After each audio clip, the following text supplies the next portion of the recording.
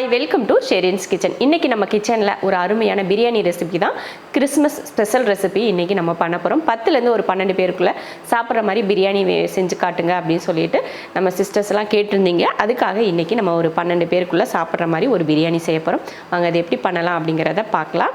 பாத்திரம் வச்சுட்டு எண்ணெய் ஊற்றிடலாம். தாளிக்கிறதுக்கு ஒரு 6 கிராம்பு, 6 ஏலக்காய், 6 துண்டு பட்டை, கொஞ்சம் பிரிஞ்ச இலை. பொரிஞ்சதுமே பெரிய வெங்காயம் 1/2 கிலோ,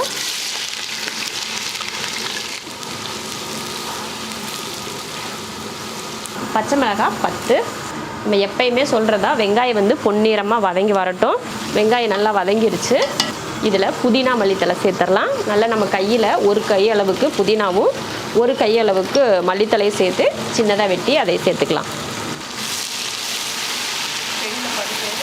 அடுத்து இஞ்சி பூண்டு பேஸ்ட்டு சேர்த்துக்கலாம். 1 2 3 4 5 6 7 1.5 கிலோ போட்டிருக்கேன். அதனால் 7 ஸ்பூன் அளவுக்கு இஞ்சி பூண்டு பேஸ்ட்டு இதையும் வதக்கிடுவோம்.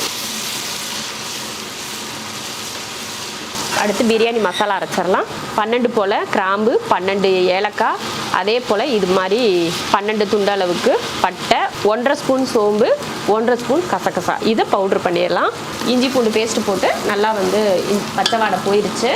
நம்ம இப்போ அரைச்சோம் இல்லையா, அந்த மசாலாவை சேர்த்துடலாம். அடுத்து மிளகாத்தூள் 1 ஒரு 2. இது வந்து காஷ்மீரி சில்லி பவுடர், அதனால் காரம் கம்மியாக தான் இருக்கும், அதனால் 2 சேர்த்துருக்கேன். 400 கிராம் அளவுக்கு தக்காளி எடுத்திருக்கேன், அதையும் சேர்த்துடலாம். தக்காளி போட்டு ஓரளவுக்கு வதங்கினதுக்கப்புறமா நான் சிக்கன் சேர்த்துக்கிறேன். 1.5 கிலோ சிக்கன் வதங்கிறதுக்கு உப்பு போட்டு வதக்குனாதான் சிக்கன் வந்து நல்லா வதங்கும். இது கூட ஒரு 200 கிராம் அளவுக்கு தயிர், ஒரு லெமனை புளிஞ்சிருக்கேன், அதோட தண்ணி கலந்துருவோம். எல்லாம் போட்டாச்சு. நல்ல சிக்கன் வந்து நல்லா வதங்கி அதில் இருக்க தண்ணியெலாம் விட்டு வதங்கட்டும், அதுக்கப்புறமா பார்த்துக்கலாம். நல்லா சிக்கன் போட்டு சூப்பராக பார்த்தீங்கன்னா இது போல் நல்லா வதங்கி எண்ணெய் மட்டும் திரிஞ்சு வர ஆரம்பிச்சிருச்சு. அரிசி போட்டுடலாம். நான் வந்து 1.5 கிலோ அரிசி ஊற வச்சுருந்தேன்.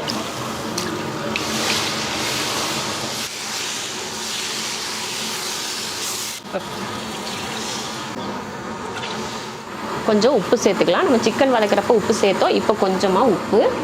கொதிச்சு வரட்டும். என்ன கணக்கில் தண்ணி ஊற்றினா, இது வந்து 1 கிலோ வந்து இதில் 1 கிண்ணம் இருக்கும். நான் இதில் 1.5 கிண்ணம் போட்டேன். 1.5 கிலோ அரிசிக்கு 1.5 கிண்ணம். அதுக்கு 1.5க்கு 1.5 தண்ணி ஊற்றுவோம். இருந்தாலும் ஒரு 1/2 கிண்ணம் எக்ஸ்ட்ரா ஊற்றலாம் அப்படின்னு நான் 2 கிண்ணம் அளவுக்கு தண்ணி ஊற்றிருக்கேன். ஒரு கொதி வரட்டும். நல்லா நம்ம தாளித்து விட்டோம் இல்லையா, அந்த ஹை ஃப்ளேம்லேயே நல்லா கொதிக்க ஆரம்பிச்சிருச்சு. நல்லா கொதிக்க ஆரம்பித்ததுமே கொஞ்சமாக பார்த்திங்கன்னா தீயை குறைச்சிக்கிட்டேன். ஃபுல்லாக குறைக்கல, கொஞ்சம் தான் குறைச்சிருக்கேன். இந்த தண்ணி மட்டும் வத்தட்டும், அதுக்கப்புறமா நல்லா சிம்மில் வச்சு தம் போட்டுக்கலாம். தண்ணி பாருங்கள், இந்த அளவுக்கு நல்லா சரிக்கு சமமாக நல்லா தண்ணி வத்திடுச்சு. இந்த டைமில் நம்ம வந்து தம் போட்டுக்கலாம்.